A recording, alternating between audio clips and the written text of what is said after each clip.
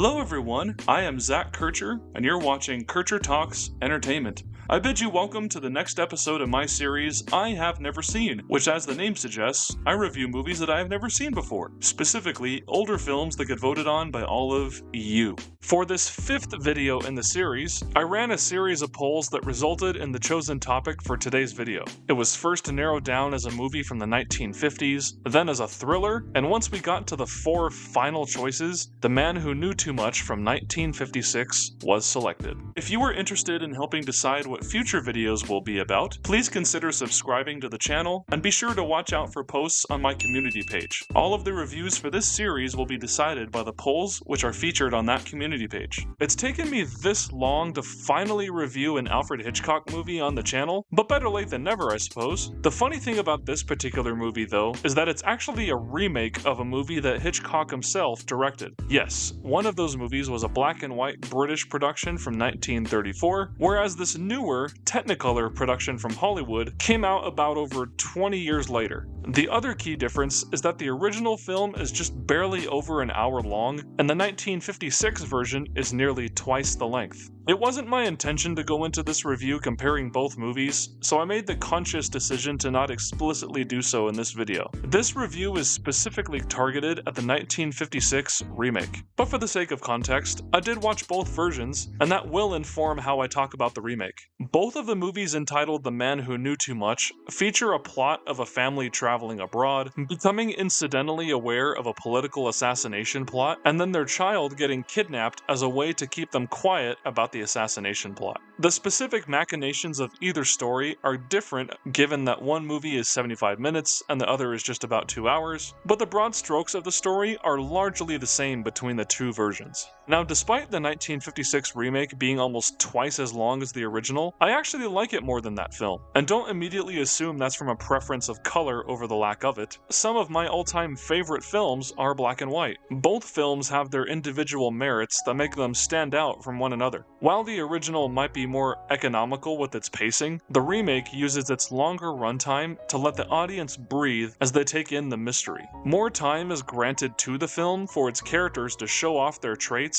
and for suspense to build before the next set piece occurs. You might call the remake a slow burn, but it's just a movie that takes its time to establish the conflict, allowing the audience to settle into what's going on before the crap really hits the fan. While I can appreciate when a movie is fast-paced, a slower pace that feels purposeful can be just as effective for me. Getting eased into a more suspenseful story allows for the suspense to build more naturally, and that's what happens here. However, I will say that in some cases, the script and editing take a little long to play their hand, at least for my taste. You see, as I had mentioned earlier, both versions of this story start with a family visiting a foreign country for their vacation. With this being a Hollywood production, the family in question are a well-to-do trio from Indiana traveling to French Morocco. The film rightfully introduces the characters to us as they get close to arriving at their destination. Part of the time spent in the first act is effective for characterization, but otherwise, it felt like the filmmakers were deliberately trying to make the environment feel alien to the characters and audience. It didn't seem like this choice was made with racist intent, but rather to pad out the runtime. I'm a strong proponent of the idea of cutting out the fluff, and the first act could have benefited from more scrutiny in the editing room. Once the film gets going, though, there is more excitement and tension to be felt. As I had said, the first act does well to familiarize the audience with the characters they will follow throughout the film, much more than the original film anyway. The benefit the original had was the efficient use of time in laying out the plot, but those characters were blank slates. Here, the main couple portrayed by Jimmy Stewart as well as Doris Day have a bit more texture to them compared to their 1934 counterparts. We learn that they are a doctor and a retired singer, respectively, and those traits do in fact play into their characters' relevance to the story at large. Furthermore, it's easy to get on their side given that they take their plight seriously and try to take matters into their own hands. The audience is given very clear expectations as to what's at stake, and how they end up responding to their circumstances makes for some fun scenarios that unfold over the film's runtime. I'm sure you've heard of the song Que Sera Sera, right? It's a good little song on its own terms, the likes of which has endured in pop culture, and it even won the Academy Award for Best Original Song. Side note, this is the fourth out of all 5 movies selected for this series to have won an Oscar.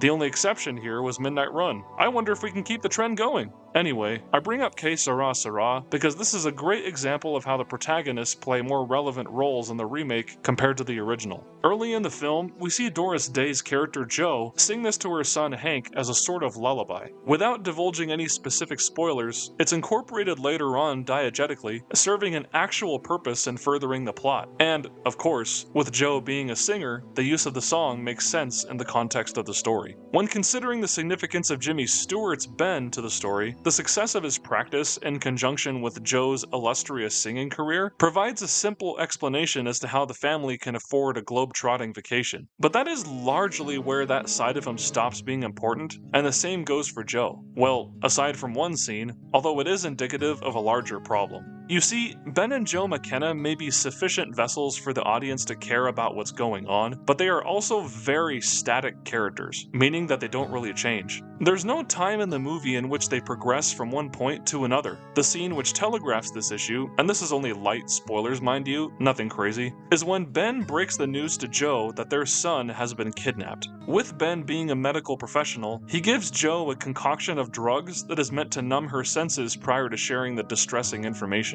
Throughout the course of the film, it is suggested that there's an uneven distribution of power dynamics between the two of them, and this interaction is only more evidence for that. In a better screenplay, there would have been a deeper exploration of this relationship, such as how the worsening tension in the effort to rescue their son would have either fractured their relationship even further or forced them to reconcile their differences. But nope, the film doesn't have any such character development. It's a shame since other Hitchcock films, even one starring Jimmy Stewart himself, have done a great job at balancing great character drama with a suspenseful plot. Both Rear Window and Vertigo, two of the greatest films ever made, do a bang-up job at this. And this unfortunately extends to more than just the protagonists. Despite the fact that the villains get more screen time compared to the original, their motivations feel just as foreign to the audience as the consulate is to the British assassins targeting them. This feels even stranger later on when some of the villainous characters make decisions that feel completely incongruent with who we know them to be, at least from what the film tells us. Their behavior late in the film's runtime felt more convenient to the film's plot rather than natural extensions of whatever character arcs were being set up for them, if any at all. Many of Hitchcock's thrillers have had villains and heroes just as compelling as the plots being spun. Rope, Psycho, Shadow of a Doubt, and Dial M for Murder are great examples of this, but The Man Who Knew Too Much is just not the same as those other films. Ultimately, I guess you could say that I consider this to be in the same tier of Hitchcock's filmography as The Birds. It's not a bad film whatsoever, because despite the uneven pacing and the thin static characters, it is still a proficiently produced and well-acted thriller with a competently written story. On a surface level, it is a functional movie that served its purpose well enough. I don't think anyone could really watch this and say that their time was wasted, since as one would come to expect from the films by the quote-unquote master of suspense, plenty of tension is wrung out of various sequences in the film. There's a great sense of scale and theatricality to the sets which those sequences take place in. You can tell that Hitchcock knew where to block actors and frame the scenes so that the viewer's eyes are trained to look at what's more important. A good director and cinematographer can accomplish that through the imagery, and that is what both Alfred Hitchcock and cinematographer Robert Burks accomplished here. That's especially the case with the famous climactic scene in Albert Hall, which is so expertly staged that it's no wonder that Christopher McQuarrie paid homage to it in that one scene with Rebecca Ferguson and Tom Cruise in Mission Impossible: Rogue Nation. Still,